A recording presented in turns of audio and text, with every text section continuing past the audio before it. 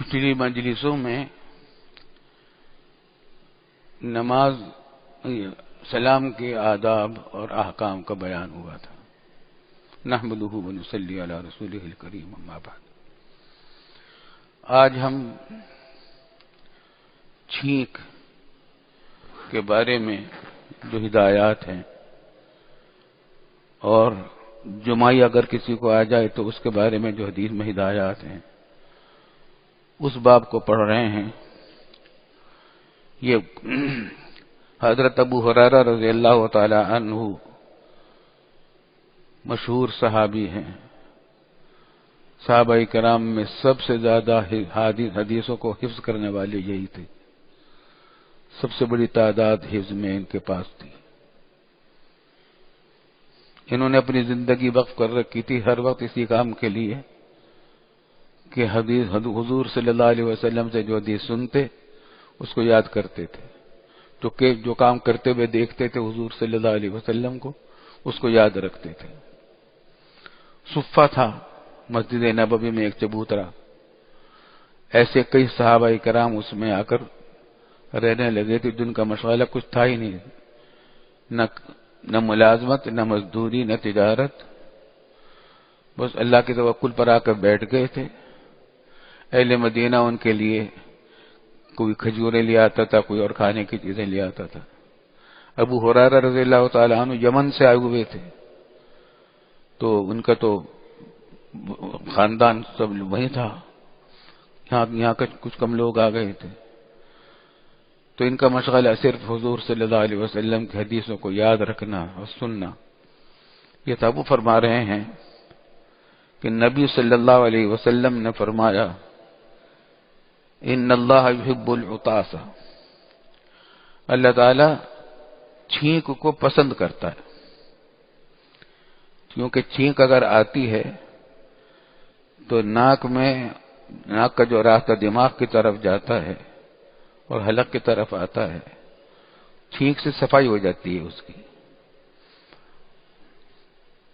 چھینک سے اس کی صفائی ہو جاتی ہے، صحت کے لیے بھی مفید ہے اور دماغی طور پر بھی آدمی فریش رہتا ہے اس سے، ورنہ نزلہ ہو جاتا ہے، تکلیف ہو جاتی ہے، ناک بند ہو جائے، چھینک نہ آئے تو ناک بند ہو جاتی ہے، تو صحت کے لیے بھی پسندیدہ ہے اور دماغی فریشمنٹ کے لیے بھی مفید ہے کہ آدمی کا ذہنی طور پر تازہ ہو جاتا ہے۔ تو فرمایا کہ حضور صلی اللہ علیہ وسلم نے فرمایا کہ اللہ تعالیٰ چھینک کو پسند کرتا ہے اور جمائی کو ناپسند کرتا ہے، برا سمجھتا ہے۔ یہ جمائی جو ہے یہ سستی پیدا کرتی ہے اور سستی سے پیدا ہوتی ہے یہ، اور مزید سستی آتی ہے اس سے۔ آگے حدیث میں آئے گا کہ حضور صلی اللہ علیہ وسلم نے فرمایا کہ یہ شیطان کے اثرات ہوتے ہیں، شیطان چاہتا ہے آدمی کو سست کر دے۔ تو یہ تو بات ہو گئی کہ چھینک پسندیدہ ہے اللہ کے نزدیک اور جمائی ناپسندیدہ ہے۔ آگے ہدایت فرمائی کہ فَإِذَا عَطَسَ أَحَدُكُمْ وَحَمِدَ اللَّهَ تَعَالَى كَانَ حَقًّا عَلَى كُلِّ مُسْلِمٍ سَمِعَهُ أَن يَقُولَ لَهُ يَرْحَمُكَ اللَّهُ۔ جب تم میں سے کسی آدمی کو چھینک آئے اور وہ اور اللہ تعالیٰ کے وہ حمد بھی کر دے، یعنی الحمدللہ بھی کہہ دے، تو ہر مسلمان پر اس کا حق ہو جاتا ہے جس نے اس کی الحمدللہ سنی کہ وہ اس کے لیے یرحمک اللہ کہے۔ حاصل یہ کہ جب کسی کو چھینک آئے تو اس کو کہنا چاہیے الحمدللہ، اور سننے والوں کو چاہیے، سننے والوں پر واجب ہے کہ یرحمک اللہ کہے۔ یہ حق ہے چھینکنے والے کا جس نے الحمدللہ کہا ہے۔ ہاں اگر الحمدللہ کسی نے نہیں کہا تو سننے والوں پر یرحمک اللہ کہنا کوئی واجب نہیں ہوتا، لیکن الحمدللہ کہہ دے تو سننے والوں پر یرحمک اللہ کہنا واجب ہے۔ وَأَمَّا التَّثَاؤُبُ، اور جہاں تک ہے جمائی تو فرمایا کہ یہ من الشیطان ہے، یہ شیطانی اثرات ہوتے ہیں، اس سے آدمی کے اندر سستی پیدا ہوتی ہے۔ بس جب کسی کو جمائی آنے لگ فَإِذَا تَصَاءَبَ أَحَدُكُمْ فَلْيَرُدَّهُ مَا اسْتَطَاعَ، جب کسی کو جمائی آنے لگے تو اس کو چاہیے کہ جتنا ہو سکے اس کو روکے، آنے نہ دے، ارادہ کرے کہ منہ بند رکھے، جتنا ہو سکے اس کو روکے، اس لیے کہ تم میں سے جب کوئی آدمی جمائی کہتا ہے تو شیطان اس سے خوش ہوتا ہے، شیطان کو خوشی ہوتی ہے کہ ٹھیک ہے سست ہو گیا، میرا شکار اب آسانی سے ہو جائے گا۔ یہ چنانچہ جب آدمی، ہمارے یہاں طالب علم دور حدیث میں جو طلبہ پڑھتے ہیں وہ بہت چوکس ہو کر بیٹھتے ہیں، کیونکہ ہم ایسا کرتے ہیں کہ جب کسی طالب علم کو دیکھا کہ اس کو جمائی آ رہی ہے اور جمائی کے ساتھ پر اس کو وہ بھی نیند بھی آنے لگی ہے، غنودگی بھی آنے لگی ہے، تو ہم اس سے کہتے تھے قم باذن اللہ، کھڑے ہو جاؤ اللہ کا نام، وخذ الکتاب بقوہ، قرآن پکڑ لو۔ بخاری شریف جیسی بھاری کتاب لے کر کھڑا ہوتا ہے تو پھر اس کی جمائی بھی دور ہو جاتی ہے اور نیند بھی دور ہو جاتی ہے۔ اور یہ بھی آداب میں سے کہ اگر پھر بھی نہیں رک رہی ہو جمائی، بعض اوقات زیادہ تقاضا ہو جاتا ہے تو منہ کھول کر جمائی نہ لے، بلکہ منہ پر ہاتھ رکھ لے۔ ایک اور حدیث میں ابو ہریرہ رضی اللہ تعالیٰ عنہ نقل کر رہے ہیں کہ رسول اللہ صلی اللہ علیہ وسلم نے فرمایا، جب تم میں سے کوئی آدمی چھینکے تو اس کو چاہیے کہ الحمدللہ کہے، اور اس کا جو ساتھی کوئی دوسرا ہے جو سن رہا ہے وہ اس سے کہے یرحمک اللہ۔ جب وہ یرحمک اللہ کہہ دے، فَإِذَا قَالَ لَهُ یرحمک اللہ، تو وہی چھینکنے والا پھر کہ یہدیکم اللہ ویصلح بالکم، اللہ تعالیٰ تمہیں ہدایت دے اور تمہارے حالات کی بہتری کرے۔ تو چھینکنے والا الحمدللہ کہے، سننے والا یرحمک اللہ کہے، اور پھر جس نے چھینکا تھا وہ یہدیکم اللہ ویصلح بالکم بھی کہے، یہ مزید ثواب کا کام ہے۔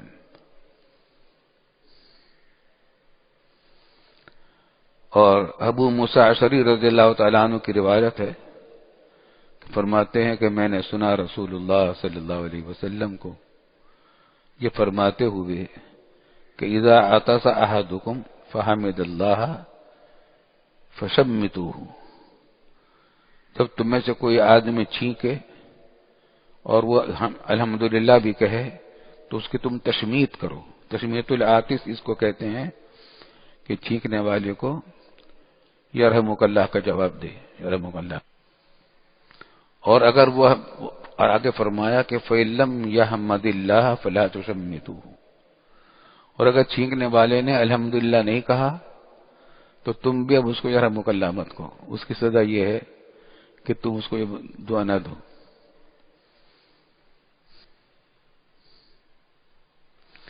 حضرت انس رضی اللہ تعالیٰ عنہ یہ بھی ایک روایت کر رہے ہیں، فرمایا کہ واقعہ سنایا، ایک مجلس میں حضور صلی اللہ علیہ وسلم بھی تشریف فرما تھے اور کچھ دوسرے لوگ بھی تھے، تو دو آدمیوں کو چھینک آئی، یہ بھی چھینکا وہ بھی چھینکا،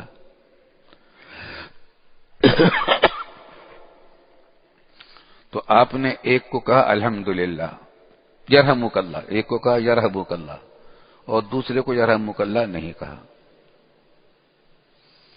تو جس کو یرحمک اللہ نہیں کہا تھا، تشمیت نہیں کی تھی، تو اس نے نبی صلی اللہ علیہ وسلم سے وجہ پوچھی کہ آپ نے فلاں آدمی کو تو یرحمک اللہ کہا جب اس نے چیخا، اور مجھے بھی چھینک آئی تھی اور آپ نے مجھے یرحمک اللہ نہیں کہا۔ تو رسول اللہ صلی اللہ علیہ وسلم نے فرمایا کہ اس نے حمد اللہ کہا تھا اور تو نے حمد اللہ الحمدللہ نہیں کہا تھا۔ اس نے حمد کی تھی اللہ کی، یعنی الحمدللہ کہا تھا، اور تو نے الحمدللہ نہیں کہا. اس بات میں نے بھی تشمیت نہیں کی. تشمیت اس کو کہتے ہیں کہ چھینکنے والے کو الحمدللہ کا جواب یرحمک اللہ کہہ کر دیں.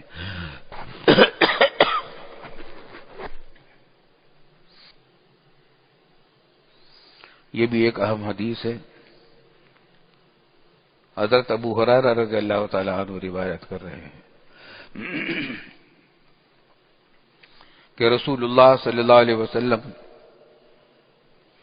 کو جب چھینک آتی تھی تو اپنا دستے مبارک، اپنا ہاتھ مبارک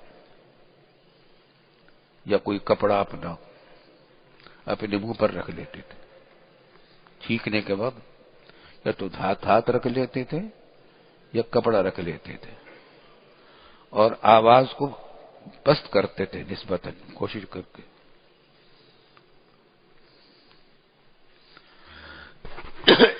ہلکا کرتے تھے آواز کو اور نیچا کرتے تھے.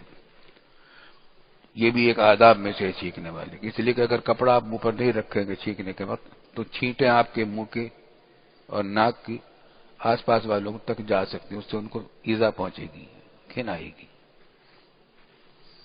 اور آواز کو بھی حتی الامکان کم کرنا چاہیے، لیکن بعض اوقات اختیاری نہیں ہوتی. بہرحال چھینکنے کے آداب میں سے ایک یہ بھی ہے کہ منہ کے اوپر ہاتھ یا کپڑا رکھ لیں.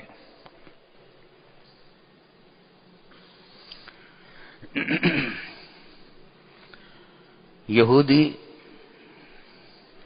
حضرت ابو موسیٰ اشعری رضی اللہ عنہ روایت کر رہے ہیں کہ اس زمانے میں یہودی مدینہ طیبہ میں ایک دوسرے کے ساتھ مل کر چھینکتے تھے رسول اللہ صلی اللہ علیہ وسلم کے پاس. انہیں اگر چھینک نہیں آ رہی ہوتی تو پھر بھی کوشش کرتے تھے کہ چھینک کریں، ٹھیک ہے. اور ان کو امید یہ ہوتی تھی کہ ان کو آپ یرحمکم اللہ کہیں گے، کیونکہ مسلمانوں کو یرحمک اللہ کہتے تھے آپ. تو حضور صلی اللہ علیہ وسلم جب وہ چھینکتے تھے وہ الحمدللہ تو کہتے نہیں تھے، مگر امید کرتے تھے کہ یہ ہمیں یرحمک اللہ کہیں گے. تو آپ یرحمک اللہ تو نہیں کہتے تھے، کہتے تھے یہدیکم اللہ ویصلح بالکم، اللہ تعالیٰ تمہیں ہدایت دے اور تمہارے حالات کی اصلاح کرے. دعا دے دیتے تھے ہدایت کی، یرحمک اللہ نہیں کہتے تھے.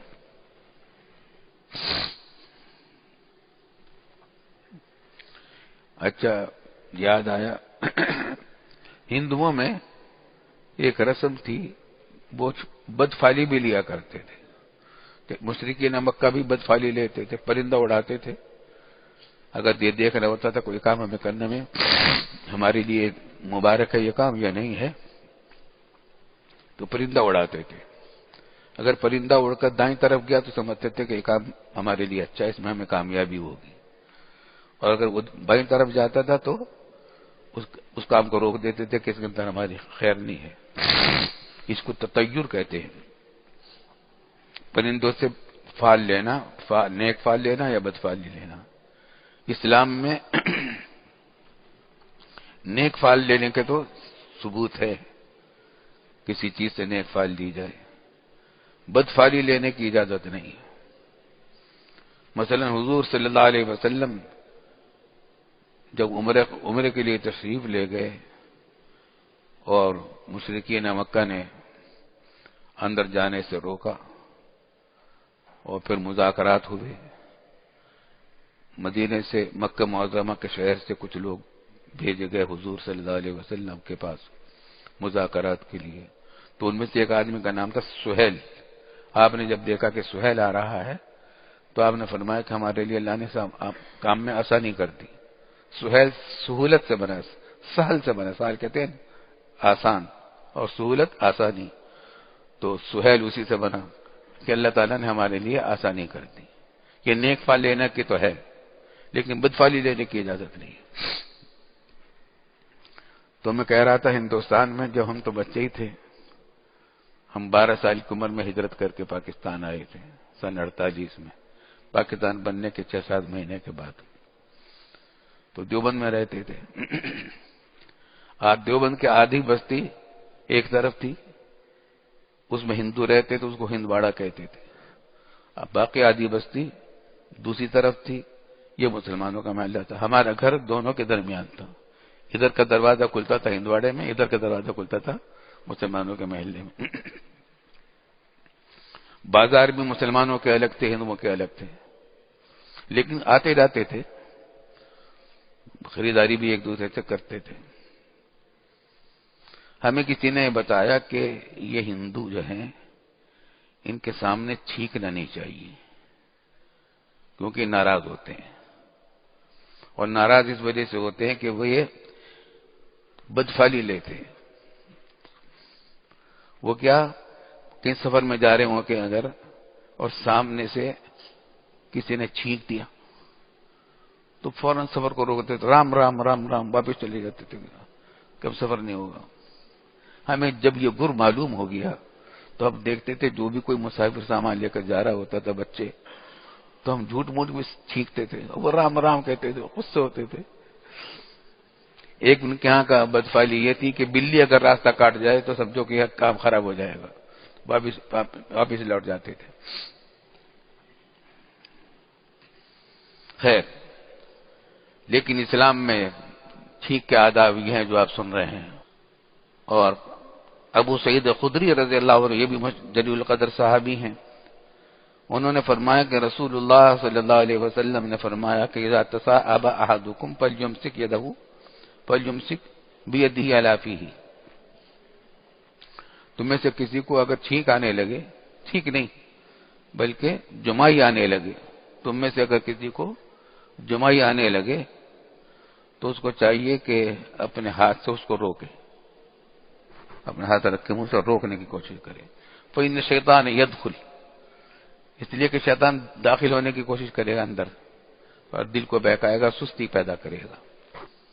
یہ مصافحے کے بارے میں احادیث آ گئی، مصافحہ اور معانقے کے بارے میں. یہ باب ہے مصافحے کے مستحب ہونے کا ملاقات کے وقت، اور ملاقات کے وقت میں چہرے میں بشاشت پیدا ہو، انسان کے منہ چڑا کے بات نہ کرے بلکہ چہرے پر ایسے انداز میں بات کرے کہ چہرے پر بشاشت ہو، دیکھنے والے یہ محسوس کرے کہ یہ مجھ سے مل کر خوش ہوئے ہیں. اور نیک آدمی کا ہاتھ چومنا، دست کو چومنا،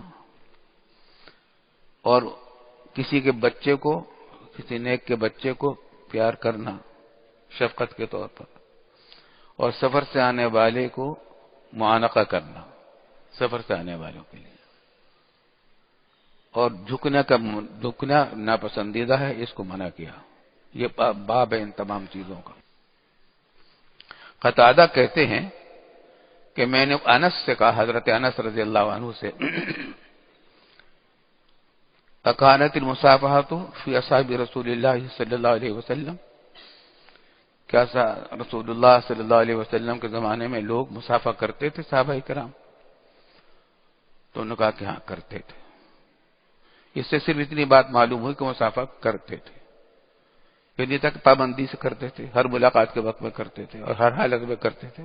مصافحہ فی الجملہ، چنانچہ مصافحہ مستحب ہے لیکن کچھ آداب ہیں اس کے. حضرت انس رضی اللہ عنہ فرماتے ہیں کہ جب تم میں سے کوئی آدمی، نہیں بلکہ جب یمن کے کچھ لوگ آئے رسول اللہ صلی اللہ علیہ وسلم کے پاس، یمن سے آئے تھے سفر کر کے، تو رسول اللہ صلی اللہ علیہ وسلم نے فرمایا کہ تمہارے پاس اہل یمن آئے ہیں، اور یہ وہ لوگ ہیں جو سب سے پہلے جنہوں نے مصافحہ کیا. معلوم ہوتا کہ اس سے پہلے مصافحہ کا رواج نہیں تھا یہاں مدینہ طیبہ میں. اور حضرت براء بن عازب رضی اللہ عنہ کی روایت ہے کہ فرمایا رسول اللہ صلی اللہ علیہ وسلم نے، دو مسلمان جو بھی ملتے ہیں اور آپس میں مصافحہ کرتے ہیں ایک دوسرے سے، الا غفر لهما قبل ان يفترقا، تو ان کا جدا ہونے سے پہلے ان کی مغفرت ہو جاتی ہے. اتنا بڑا فائدہ ہے مصافحے کا. اور آگے دیکھیے، ہاں تو یہ تو ہے احکام، لیکن تفصیلات سمجھ لیجیے۔ 3 درجات ہیں، سلام، سلام کا جواب دینا، مصافحہ کرنا، معانقہ کرنا، 4 درجات ہیں۔ ہر ایک کا ایک حد ہے، ہر ایک کا ایک محل ہے، ہر ایک کے کچھ آداب ہیں۔ دوسری احادیث میں ان کی تفصیلات آئی ہیں، اور وہ ہم پہلے پڑھا بھی سنا بھی چکے ہیں کہ سلام کرنے کی تاکید ہے۔ سلام میں پہل کرنا بڑے اجر و ثواب کا کام ہے، اس سے محبتیں پیدا ہوتی ہیں، اور اسلام کے بہترین اعمال میں سے ایک عمل یہ ہے کہ کسی سے ملو تو سلام کرو، چاہے اس سے جان پہچان ہو یا نہ ہو، اس سے آپ میں محبتیں پیدا ہوتی ہیں، اور کبر کا بھی علاج ہے، بڑائی بھی دور ہوتی ہے، اور جواب دینا واجب ہے، اس کی بھی تفصیلات ہم بتا چکے ہیں۔ سلام میں پہل کرنا سنت مؤکدہ ہے، اور جب کسی نے سلام کر لیا تو اب آپ پر واجب ہو گیا کہ جواب بھی دیں، وعلیکم السلام کہیں، اور اتنی آواز سے کہیں کہ سلام کرنے والا جواب کو سن لے، اور جو آدمی سلام کر رہا ہے وہ جس کو سلام کیا جا رہا ہے وہ سن لے، ایک دوسرے کو سن لیں دونوں باتیں۔ بعض لوگ اتنی آہستہ سے سلام کرتے ہیں کہ سنائی نہیں دیتا، یا جواب دیتے ہیں تو بہت آہستہ آواز سے دیتے ہیں، یہ اتنی آواز سے کہنا کافی نہیں۔ تو سلام کرنا سنت مؤکدہ ہے، جواب دینا واجب ہے، مصافحہ کرنا مستحب ہے، نہ سنت مؤکدہ ہے نہ واجب ہے، لیکن ثواب بہت بڑا ہے۔ جب بھی 2 آدمی محبت سے ایک دوسرے کے ساتھ مصافحہ کرتے ہیں تو ان کی مغفرت ہو جاتی ہے، یعنی ان کے صغیرہ گناہ معاف ہو جاتے ہیں، کبیرہ گناہ تو بغیر توبہ کے معافی کا وعدہ نہیں ہے۔ تو ملنا، محبت کے ساتھ مصافحہ کرنا مستحب ہے، اور معانقہ کرنا صرف ایک وقت میں ثابت ہے، جب آدمی آپ کا کوئی چہیتا آدمی جس سے آپ کے پرانے تعلقات ہیں وہ سفر سے واپس آئے تو آپ اس سے مصافحہ کر لیں۔ زید بن حارثہ رضی اللہ تعالی عنہ سفر میں گئے تھے، وہاں سے جب واپس آئے تو حضور صلی اللہ علیہ وسلم نے ان کے ساتھ معانقہ کیا۔ ہمارے بلوچستان میں رواج ہے کہ ہر سلام کے ساتھ ہر سلام کے ساتھ معانقہ کرتے ہیں، ہر ایک سے معانقہ کرتے ہیں، یہ سنت کے خلاف ہے۔ تو 4 درجے ہو گئے، ہر چیز کی ایک حد ہے۔ سلام مؤکدہ ہے، سلام سنت مؤکدہ، جواب دینا واجب، مصافحہ کرنا مستحب، اور معانقہ کرنا صرف اس صورت میں مستحب ہے جب باہر سے آیا ہے آدمی کوئی اور اس سے پرانے تعلقات ہیں۔ زید بن حارثہ آپ کے چہیتے متبنہ تھے، منہ بولے بیٹے تھے، سفر میں گئے تو آپ نے ان سے معانقہ کیا۔ اب لوگوں نے یہ کر رکھا ہے کہ نہ سلام کرتے ہیں نہ جواب دیتے ہیں، مصافحہ کرتے ہیں۔ ایسے لوگوں سے میں انکار کر دیتا ہوں، میں مصافحہ نہیں کروں گا، یہ توہین ہے اسلام کی اور سلام کے جواب کی، احکام شریعت کی تحریف ہے۔ سلام، یہ مصافحہ سلام کے قائم مقام نہیں ہے، جو ثواب سلام کا ہے وہ مصافحہ کا کہاں ہے؟ جو فوائد سلام کے کیا مجھے فوائد معانقے میں کہاں ہیں؟ پھر یہ کہ ان تمام اعمال میں شرط ہے ایک کہ دوسرے کو تکلیف نہ پہنچے۔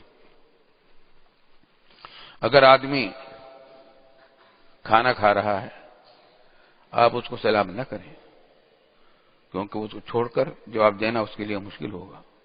کھانا کھا رہا ہے، چائے پی رہا ہے، پانی پی رہا ہے، یا مثلا مجلس ہو رہی ہے، یہاں کوئی آ کر ہم سے مصافحہ سلام کرے، یہ نہیں، وہ مجلس میں بیٹھے تو سلام کے بھی آداب ہیں۔ کوئی شخص بیت الخلاء میں ہے اس کو سلام نہ کریں، کیونکہ بیت الخلاء میں تو اللہ کا نام لینا جائز نہیں ہے، کراہت ہے۔ تو سلام کرنے کے اندر بھی کچھ پابندیاں ہیں، شرط یہ ہے کہ دوسرے کو تکلیف نہ پہنچے اور توہین نہ ہو اللہ کے نام کی۔ جواب دینے کے اندر بھی یہ بات ہے کہ اگر کسی نے بے موقع سلام کیا ہے تو جواب دینے پر واجب نہیں ہے کہ جواب دے۔ مثلا آج کل شادی بیاہ کے اندر ہوتا ہے، کھانا کھا رہے ہوتے ہیں اور لوگ آ کر سلام کرتے ہیں، اب کھانا کھائیں جواب دیں، تو ایسے موقع میں جواب دینا واجب نہیں ہے۔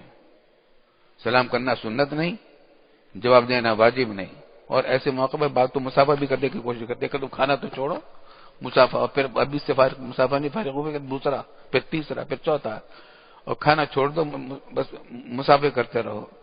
تو اتنی بے احتیاطی اس معاملے میں ہونے لگی ہے کہ اب لوگ، مجھے یہ کہنا پڑتا ہے لوگوں سے کہ کچھ دن عادت ڈالو، سلام اس طرح کرو کہ مسافے کے بغیر ہو، تاکہ تمہیں یہ عادت پڑ جائے کہ سلام مسافے کے بغیر بھی ہو جاتا ہے۔ اب تو لوگوں نے سمجھ رکھا ہے کہ سلام تو ہو جاتا، مسافہ تو ہو جاتا ہے بغیر سلام کے، لیکن سلام بغیر مسافے کی نہیں ہو جاتا۔ السلام علیکم، السلام علیکم، جہاں سلام کا السلام علیکم، تو یہ بالکل لازم اور ملزوم جو کر لیا ہے یہ غلط ہے، اس کا اہتمام کرنا چاہیے۔ احادیث میں تفصیلات، اب دیکھیے مسافے کا سب سے پہلے اہل یمن نے آ کے مسافہ کیا، عام رواج نہیں تھا، اور حضور صلی اللہ علیہ وسلم نے یہ کہا کہ اگر مسافہ کریں گے سلام معاف، گناہ معاف ہو جائیں گے، لیکن انہوں نے کہا کہ مسافہ کیا کرو۔ سلام کے بارے میں تو کہا کیا کرو، مسافہ کے بارے میں نہیں کہا کہ مسافہ کیا کرو، حکم نہیں دیا، واجب ہوتا حکم سے، حکم نہیں دیا۔ تو مسافہ کے بڑے ثواب ہیں، لیکن یہ کہ اس کی حدود ہیں۔ ایک چیز اور آگے دیکھ لی، حضرت انس رضی اللہ عنہ فرماتے ہیں کہ ایک آدمی نے کہا، یا رسول اللہ،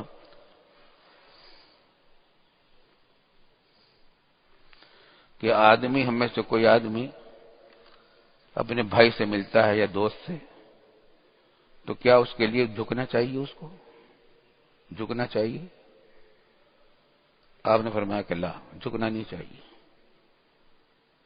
قال افیلتزمہ ویقبلہ، کیا وہ اس سے معانقہ کرے یا اس کو بوسہ دے؟ قال لا، نہیں، بوسہ بھی نہ دے اور اس سے معانقہ بھی نہ کرے ملاقات کے وقت۔ قال فیاخذ بیدی ویصافحہ، کیا اس کا ہاتھ پکڑ کے مسافہ کر لے؟ کہا کہ ہاں کر لیا کر۔ حاصل یہ کہ معانقہ ہر ملاقات میں نہیں ہوتا، اور اس کی تفصیل پیچھے آ چکی ہے کہ سفر کے حالت میں، سفر سے واپسی پر ہوتا، اور تقبیل بھی ہر ایک کی نہیں ہوتی، موقع محل دے کے۔ بعض اوقات اس کو پسند نہیں کرتا آدمی کہ مجھے کوئی بوسہ دے۔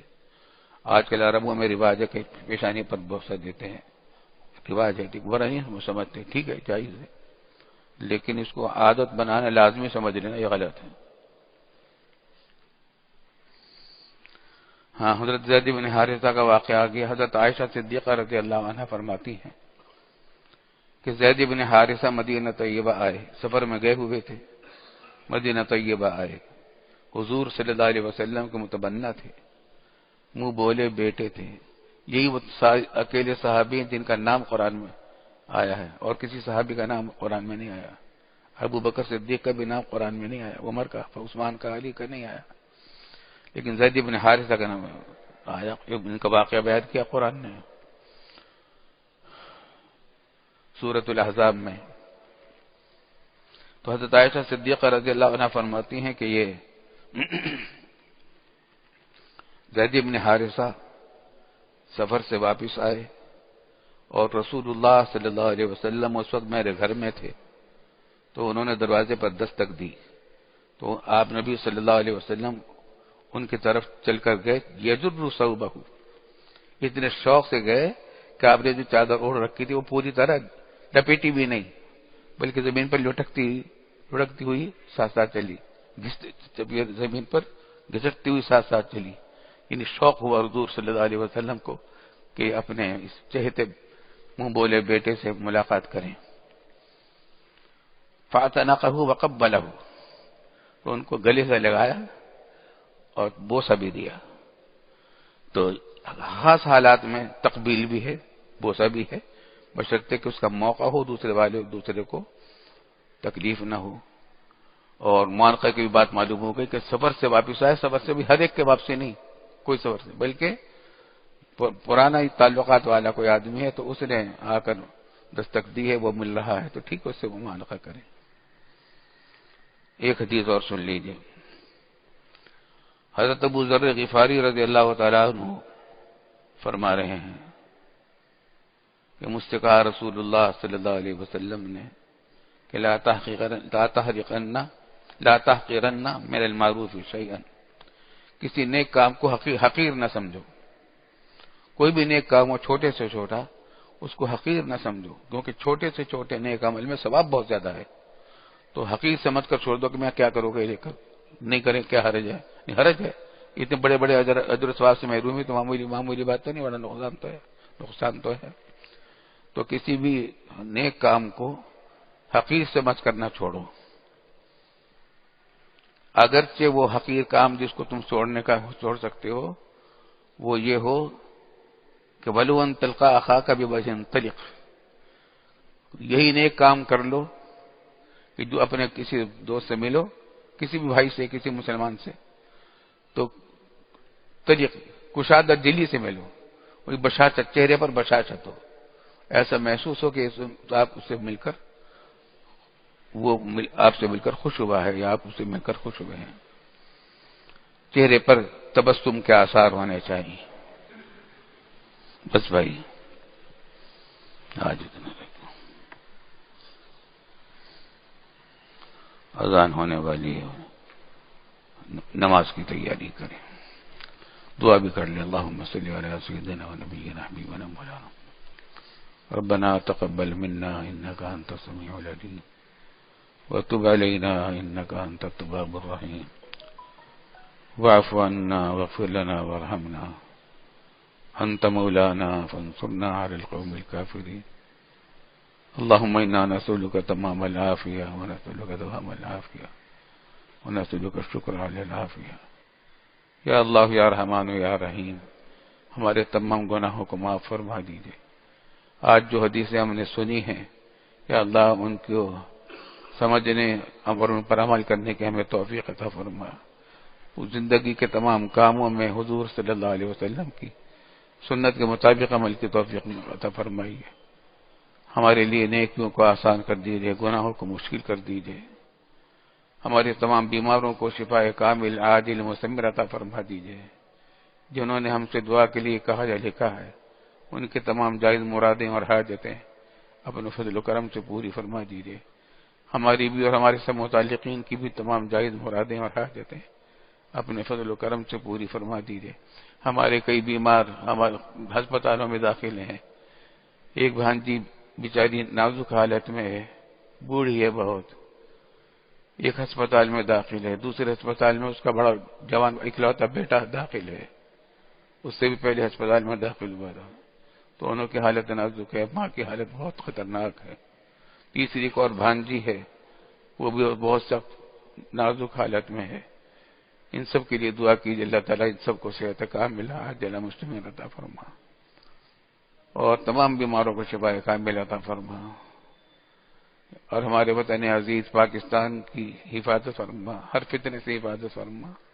دشمنوں نے گھیرا ڈالا ہے پاکستان کے خلاف، دشمنوں کو ناکام کر www.dasquran.com